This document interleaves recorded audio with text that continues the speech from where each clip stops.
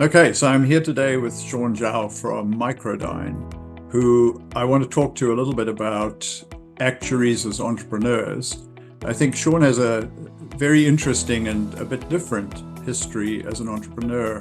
But before we get into that, I don't think actuaries do enough in this area, entrepreneurship and innovation. And it's something that I've been trying to encourage over the years. And do you have an opinion on that, Sean? Well, absolutely, Ian. I think you and I, we're both in the health world, right? And in the health world, specifically, in the last few years, I found that the value of the actuarial skill set, both the technical and the non-technical, being the business side of things, are frankly just increasingly more valuable to the startup world and to investors. So just purely from that perspective, I do think actuaries are really, really well positioned to be entrepreneurial, or however you want to define that term, and there's many ways you can define that term. So I do think, there is a great opportunity for actuaries to pursue entrepreneurship in many different ways, and at least in the health world, I think they're actually extremely well positioned to do so.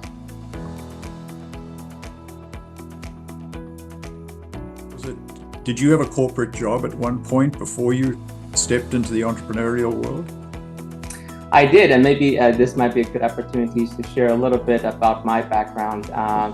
I started as a traditional health actuary at Mercer and did that for about 5 years. And after I got my FSA, transitioned to McKinsey and Company, where I worked primarily as a general management consultant.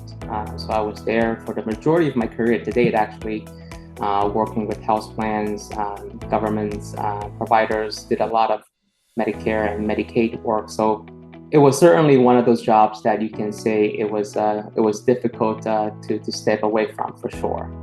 And I would say, I think, there's that component to it, but there's also a lot of other confounding factors, including the fact that I think there just isn't as much of a kind of a tried and true and established infrastructure or framework for actuaries like us to be entrepreneurial, like the way there is for other professions, right? Physicians, for example, living in New York City here, there is a huge physician entrepreneur network supported by VCs and businesses and all sorts of organizations, and I don't see the same for actuaries. So yeah, I do think the risk, the opportunity cost is certainly one big component, but there are also a lot of other factors to consider here too.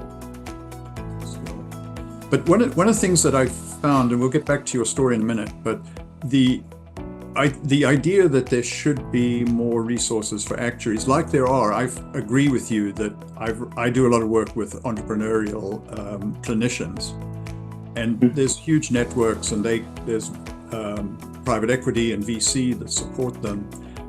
We don't see the same thing with actuaries, and one of the things I've been promoting with my candidacy for the board at the SOA is the idea of an actuarial venture capital fund, maybe run by the SOA, maybe run on the outside of the SOA. Probably would have to be outside the SOA because it's not something the SOA necessarily has the skills for. But providing both the financing opportunity, but also the sort of support that you need with the resources if you're going to step out into a job like this. Do you think that would be helpful and would be encourage more entrepreneurship?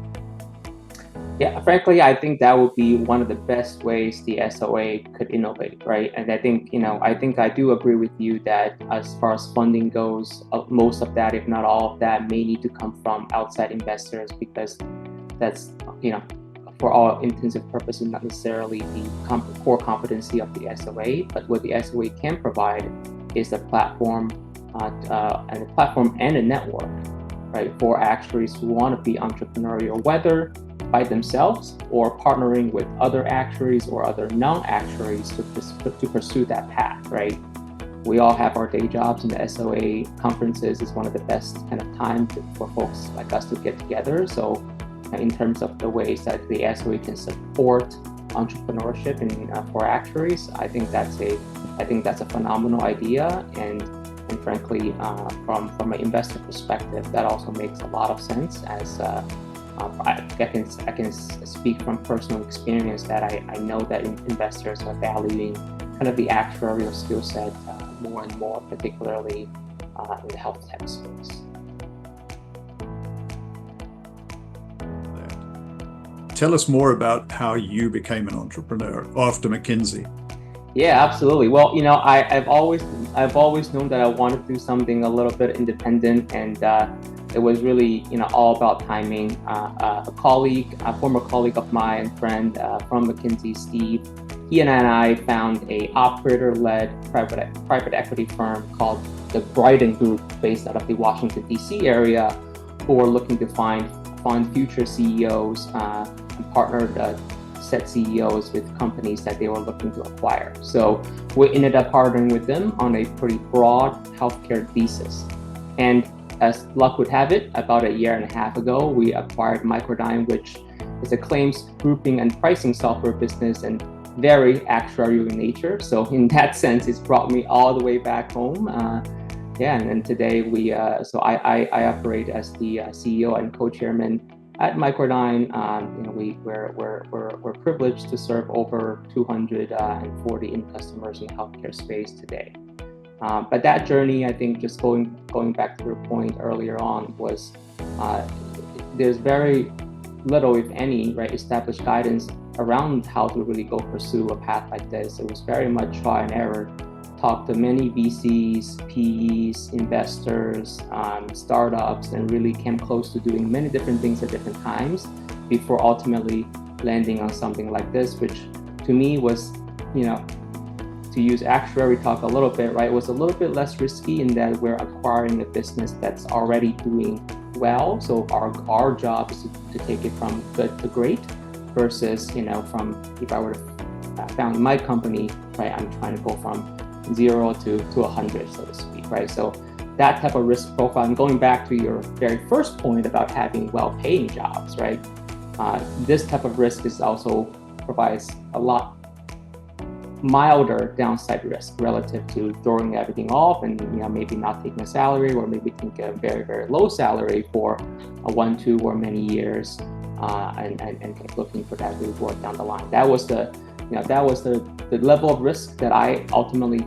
felt comfortable with kind of my financial responsibility to my family, and kind of trading off really mostly what I consider upside risk versus a place like a consulting firm. I certainly can relate with PwC, of being a longtime partner, as opposed to trading off downside risk of earning lower or no salary. Upside opportunity. That's yes. what we're all interested in. Upside opportunity. Exactly. Tell us more about what Micro-Dyn actually does. You said it's grouping software. Tell us more about that. Yeah, ultimately our mission is to simplify payments in healthcare, We focus on Medicare and Medicaid reimbursements for primarily facilities. So think about hospital, inpatient, and outpatient payments. So when a health plan is processing a claim from a hospital, they rely on a software like us to determine what the appropriate reimbursement amount ought to be under Medicare Advantage. One term that folks may be familiar with is the prospective payment system under CMS.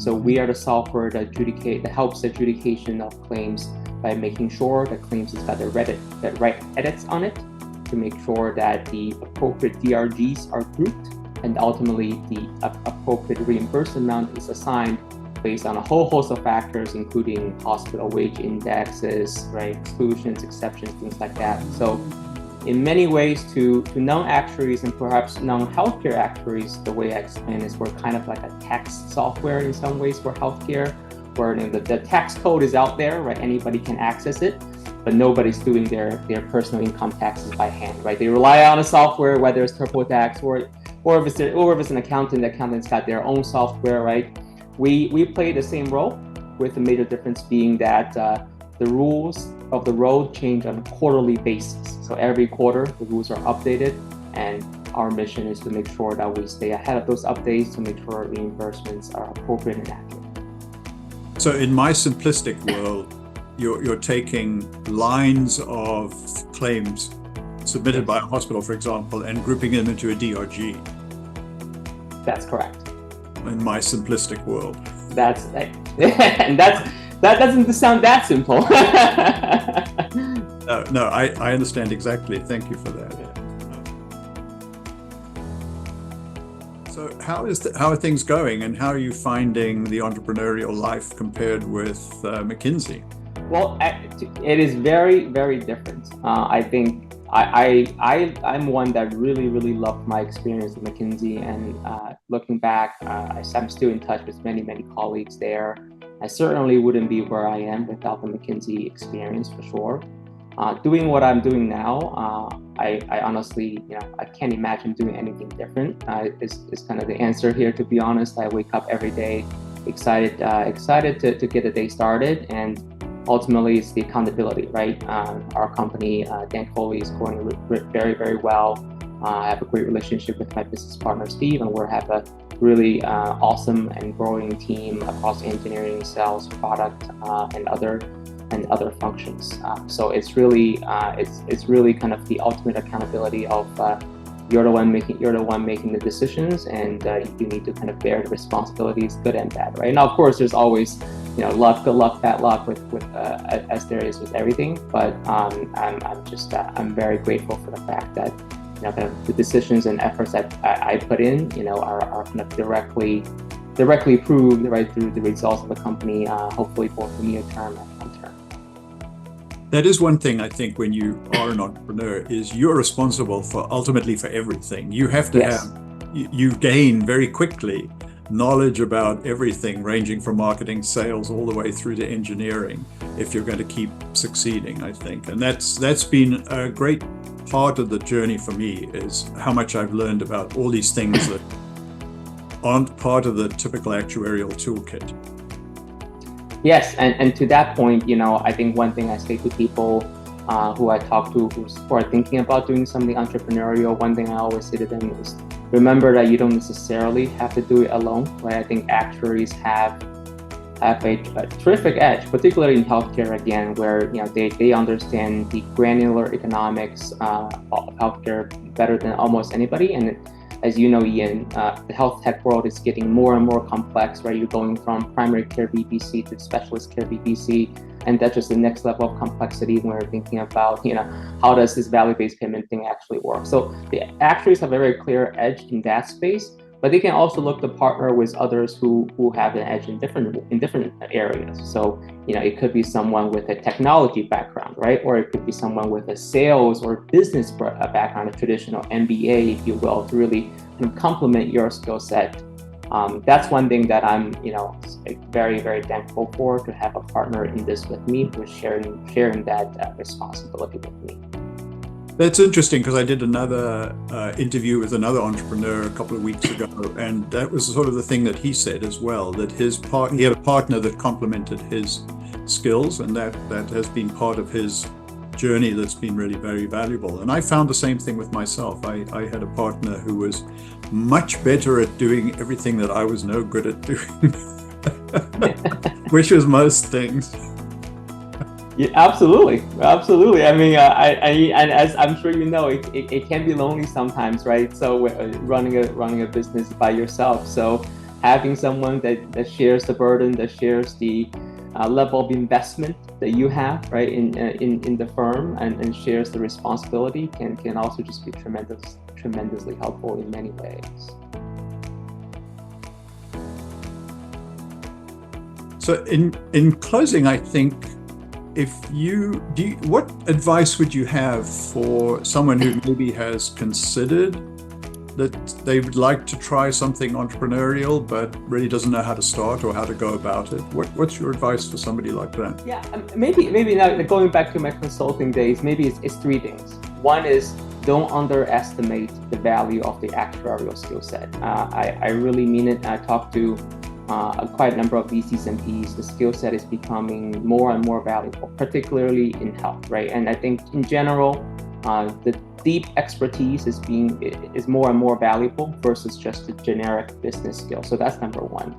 I think number two, you also don't necessarily have to start from zero. You don't have to jump off the ship, right? There are many other ways to pursue entrepreneurship, with a step-based approach, right? It could be joining a startup at a, perhaps a more senior role that has responsibilities potentially both in actuarial, but also beyond that, right? It could be doing something that I did. I was looking for companies that already exist to operate versus to go truly to try to go from zero. There are many flavors of this, but the challenge here is that the effort that you're going to have to put into network and understand what opportunity exists, because there isn't a standard playbook out there. And number three, you also don't have to do it alone, right? Find that partner that you trust, whether that person is another actuary or a friend or a colleague from in a different area, to share that burden with you. Now, that's easier said than done. So you got to find someone you trust, but often the hardest thing is to find someone that you're willing to work with, and someone who's willing to bear the same level of risk with you at the same time, right? So I would say it's those three things, but I hope that, I honestly hope that more actuaries pursue the entrepreneurial path, kind of going back to the beginning of our conversation, right? In the healthcare world that we operate in, I see just a great amount of activity from physician-based entrepreneurs, and they're doing extremely well. And I think there's no reason why actuaries couldn't do the same. I guess my biggest takeaway from this, and thank you for doing it, but my biggest takeaway is the endorsement that you've given for the entrepreneurial skill set, the value of the actuarial skill set. I think that's a really good reminder that what we have is valuable and has a lot of application in this space, this entrepreneurial space. So thanks for doing this very much, Sean. Very helpful of you. Love your story. I hope it's helpful to the actuarial community. Thank you. Absolutely, Ian. Thank you.